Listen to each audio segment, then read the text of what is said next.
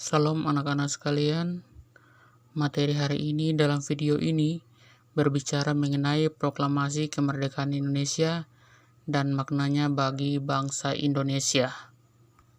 Sebelum masuk pada inti materinya atau materi ajarnya, terlebih dahulu perhatikan kompetensi dasar dan tujuan pembelajarannya. Kompetensi dasar yakni kompetensi dasar 3.7 menganalisis peristiwa proklamasi kemerdekaan dan maknanya bagi kehidupan sosial, budaya, ekonomi, politik, dan pendidikan bagi bangsa Indonesia.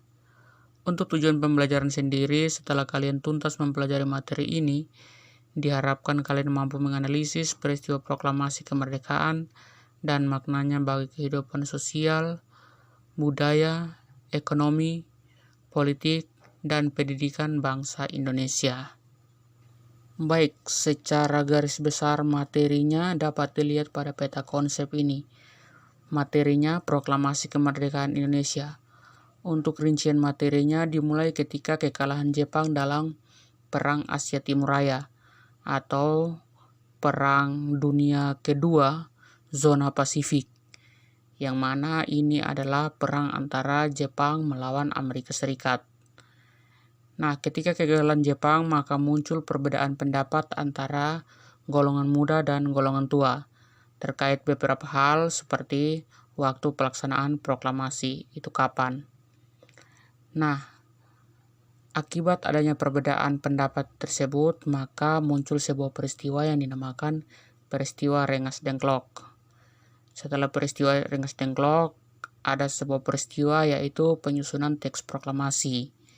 Setelah itu baru dilakukan pembacaan teks proklamasi pada 17 Agustus 1945 yang kemudian kita kenal dengan Hari Kemerdekaan Republik Indonesia. Setelah proklamasi dibacakan, maka kita akan pelajari makna pembacaan proklamasi bagi kehidupan bangsa Indonesia. Nah, ini yang kita akan pelajari maknanya bagi kehidupan sosial, budaya, ekonomi, politik, dan juga pendidikan bagi bangsa Indonesia. Nah, setelah proklamasi dibacakan dan juga maknanya bisa kita petik dari pembacaan tersebut, maka langkah terakhir adalah penyebarluasan berita proklamasi. Nah, penyebarluasan berita proklamasi ini dilakukan dengan beberapa cara. Untuk lebih jelasnya akan kita pelajari pada materi ini secara utuh. Yang pertama, kekalahan Nippon dalam Perang Asia Timur Raya. Nippon ini adalah nama lain dari Jepang. Nippon atau Jepang menyerang Pearl Harbor 7 Desember 1941, yang mana ini merupakan awal mulanya atau dimulainya Perang Dunia II Zona Pasifik antara Amerika Serikat melawan Jepang. Nah, setelah menghancurkan pangkalan militer Amerika Serikat, maka Angkatan Laut Jepang atau yang lebih dikenal dengan sebutan Kaigun mengirim 4 kapal induk ke Kepulauan Midway di tengah Samudra Pasifik untuk menghabisi sisa armada Pasifik Amerika Serikat. Nah, alih-alih mengalahkan Amerika Serikat, kode komunikasi rahasia Kaigun berhasil dibuka oleh pihak Amerika Serikat. Maka dengan ini jumlah kekuatan musuh bisa diketahui dengan pasti, waktu serangan Jepang juga diprediksi dan tepat, sehingga armada Jepang dapat dihancurkan dalam pertempuran. Imbasnya apa? Imbasnya yakni kekalahan Nippon dalam pertempuran di Midway 4-7 Juni 1942 yang merupakan awal kekalahan Jepang selanjutnya, yakni Pulau Saipan, Iwo Jima, dan Okinawa juga berhasil dikuasai sekutu. Nah, padahal pulau-pulau tersebut memiliki peran penting bagi keamanan militer Jepang. Nah, kekalahan-kekalahan yang terjadi membawa Jepang semakin terdesak dalam kancah pertempuran di Pasifik. Untuk membantu dalam pertempuran, maka Jepang berusaha mencari simpati dari bangsa Indonesia. Dengan cara apa? dengan cara memberi janji kemerdekaan kepada Republik Indonesia. Ini disampaikan langsung oleh Perdana Menteri Jepang, yaitu Koisho. Dengan realisasinya yaitu dibentuklah BPUPKI. Nah, pada 26 Juli 1945, Amerika Serikat, Uni Soviet, dan Inggris melaksanakan konferensi Potsdam. Ini berada di wilayah Jerman, yang mana menghasilkan sebuah deklarasi mengenai kekalahan Jepang, yang kemudian dikenal dengan Deklarasi Potsdam. Nah, isi Deklarasi Potsdam diantaranya semua penjahat perang harus diadili secara keras, termasuk mereka yang melakukan kekejaman terhadap para tawanan. Pemerintah Jepang harus memberi kebebasan dan memberlakukan demokrasi serta penghormatan atas hak-hak asasi manusia. Pemerintah Jepang juga diberikan kesempatan untuk memilih mengakhiri perang kepada sekutu dengan cara menyerah tanpa syarat atau memilih untuk memilih penghancuran secara besar-besaran. Nah, ternyata yang dipilih adalah Nippon atau Jepang itu menolak isi Deklarasi Potsdam. Maka sebagai bentuk hukuman atas tindakan penolakan Jepang atas konferensi Potsdam atau Deklarasi Potsdam, maka Jepang dijatuhi bom atom. Nah,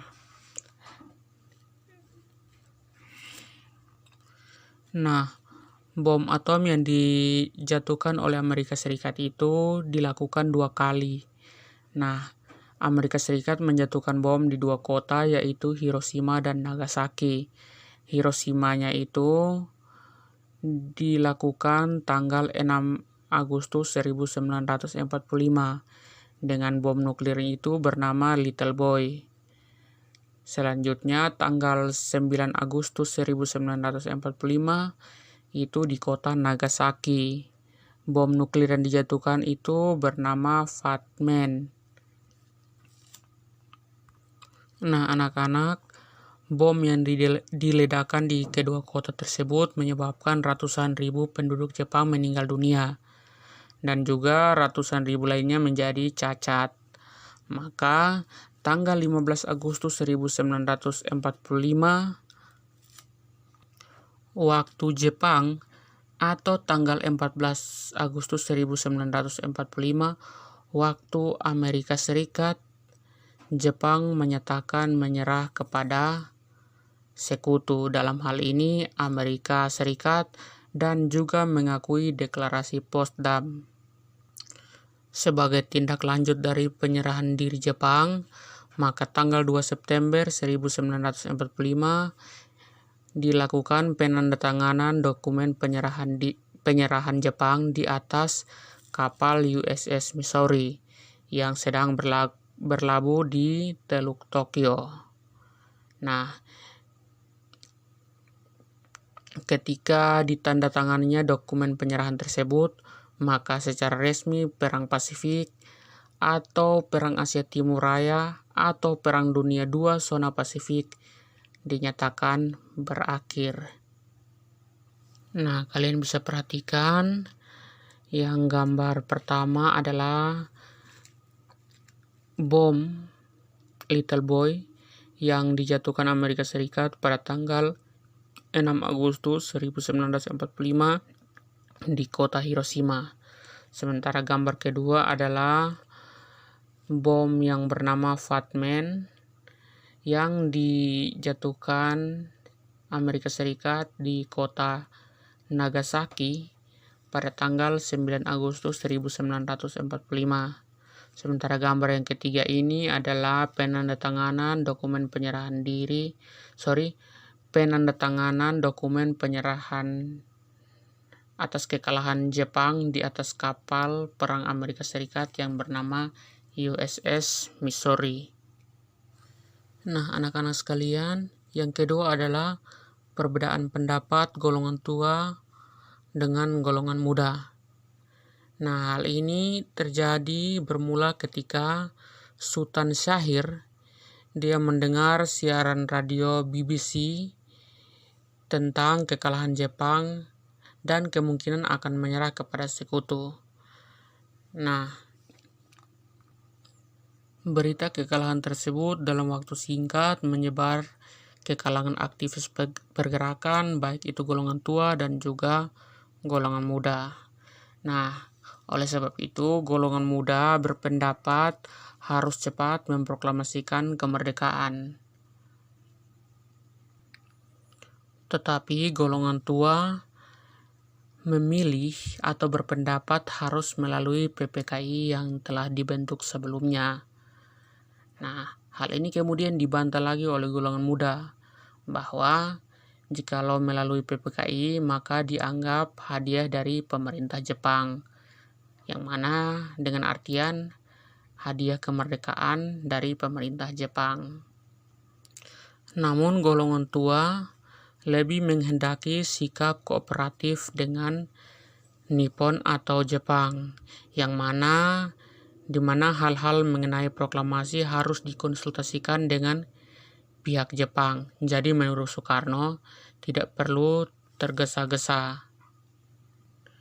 Nah, ada dua hal yang membuat Soekarno tidak tergesa-gesa dalam memproklamasikan kemerdekaan.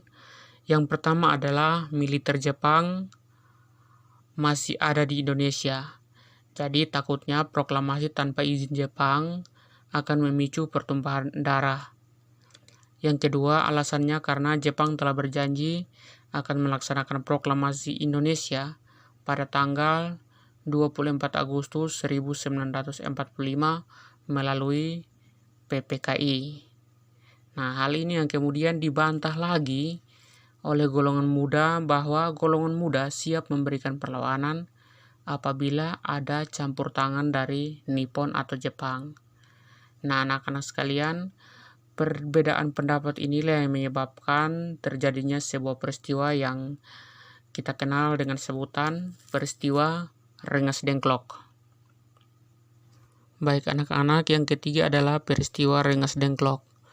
Nah, peristiwa Rengas Dengklok ini dilatar belakangi dengan golongan muda gagal memaksa golongan tua untuk secepatnya memproklamasikan kemerdekaan. Maka sebagai tindak lanjutnya yaitu menculik kedua tokoh proklamator tersebut, yakni Soekarno dan Muhammad Hatta, dan membawanya ke Rengas Dengklok. Tujuannya apa? Tujuan utama yakni menjauhkan kedua tokoh dari pengaruh Nippon atau Jepang.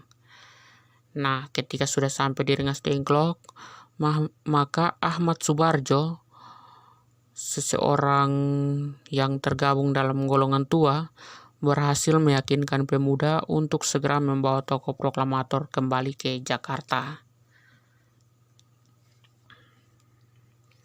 Dengan meyakinkan pemuda bahwa proklamasi kemerdekaan akan dilaksanakan selambat-lambatnya tanggal 17 Agustus 1945.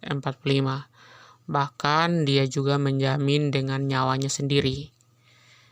Nah, anak-anak golongan tua yang tergabung di situ antara lain ada Khairul Saleh, ada Malik, Sukarni, Wikana, dan lain-lain. Sementara golongan tua yakni ada Soekarno, ada Muhammad Hatta, Ahmad Subarjo, Muhammad Yamin, dan lain-lain. Oke anak-anak sekalian, yang keempat adalah penyusunan teks proklamasi. Nah, penyusunan teks proklamasi ini dilaksanakan di rumah Laksamana Muda Maeda, seorang tentara Jepang. Penyusunan teks proklamasi dilakukan oleh 3 tokoh proklamasi, yakni Insinyur Soekarno, Dr. Ansuat Hatta, dan juga Ahmad Subarjo. Nah, Soekarno menulis naskah, Muhammad Hatta dan Ahmad Subarjo menyumbang ide atau gagasan, di mana kalimat pertama itu merupakan buah pemikiran Ahmad Subarjo, sedangkan kalimat terakhir ide dari Muhammad Hatta. Nah, Soekarno kemudian meminta persetujuan kepada yang hadir. Kemudian Soekarni memberi usulan agar teks proklamasi ditandatangani oleh Soekarno-Hatta atas nama bangsa Indonesia. Nah, usul Soekarno diterima. Kemudian naskah proklamasi diketik oleh Sayuti Melik dengan ada beberapa perubahan yang telah disepakati bersama.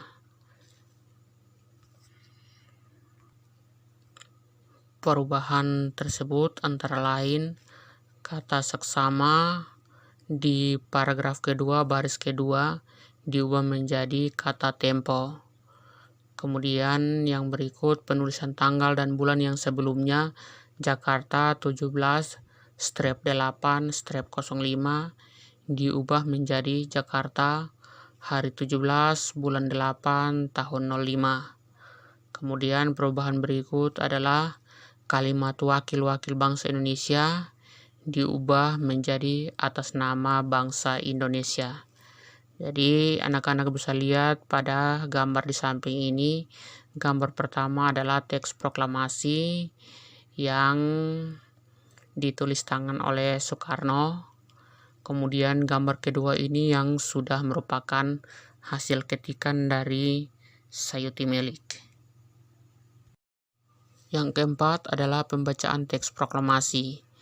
17 Agustus 1945 pukul 10 waktu Indonesia Barat, proklamasi dibacakan oleh Soekarno di Jalan Pegangsaan Timur nomor 56 Jakarta.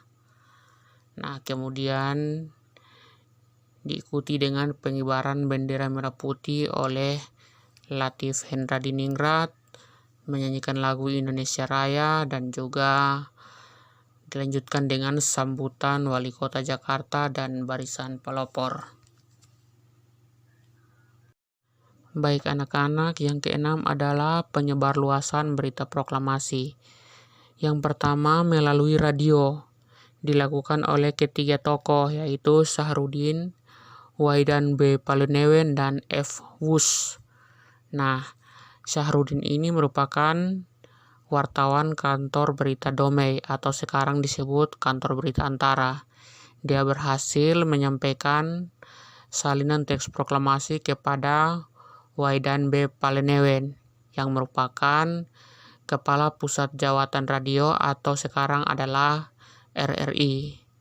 Kemudian Waidan B. Palenewen ini memerintahkan kepada operator radio yaitu F. Wush untuk segera mengudarakan berita kemerdekaan Indonesia. Yang kedua melalui media cetak oleh beberapa tokoh seperti Adam Malik, Sayuti Melik, Sultan Syahir, dan BM Diah melalui media cetak yang bernama Koran Cahaya Bandung dan Suara Asia. Nah, penyebarluasan berita proklamasi yang ketiga melalui utusan daerah, yaitu yang pertama Teku Muhammad Hasan itu dari Sumatera atau Aceh, kemudian Sam Ratulangi dari Sulawesi, I Gusti Ketut Puja dari Sunda Kecil atau Bali. Nah, kemudian yang keempat adalah A.A. Hamidan dari Kalimantan. Jadi anak-anak ingat kembali penyebarluasan berita proklamasi itu pada awalnya melalui radio, media cetak, dan juga utusan daerah. Yang ketujuh adalah makna proklamasi bagi kehidupan bangsa Indonesia. Yang pertama, bidang sosial, yakni semua hak dan kewajiban warga negara Indonesia adalah sama. Maka segala bentuk diskriminasi rasial dihapuskan dari bumi bangsa Indonesia. Yang kedua dalam bidang politik, yakni Republik Indonesia memiliki pemerintahan yang sah, terlepas dari segala bentuk penjajahan. Yang ketiga dalam bidang ekonomi, yakni bebas mengelola sumber daya alam untuk kesejahteraan masyarakat Indonesia. Yang keempat dalam bidang budaya, yakni mempunyai kepribadian nasional hasil kebudayaan sendiri. Yang kelima dalam bidang pendidikan, yakni rakyat Indonesia dapat menempuh pendidikan yang layak agar membangun generasi yang berkualitas. Yang berikut adalah makna proklamasi yang terkandung dalam naskah proklamasi. Yang pertama, proklamasi merupakan puncak perjuangan bangsa Indonesia. Yang kedua, secara hukum lahirlah negara Republik Indonesia bebas dari belenggu penjajah. Yang ketiga, amanat rakyat untuk mewujudkan negara yang sesuai dengan alinea keempat Undang-Undang Dasar 1945. Yang keempat adalah jembatan emas bagi bangsa Indonesia untuk mewujudkan masyarakat yang adil dan makmur. Sekian penjelasan materinya. Terima kasih. Semoga dapat dipahami dengan baik.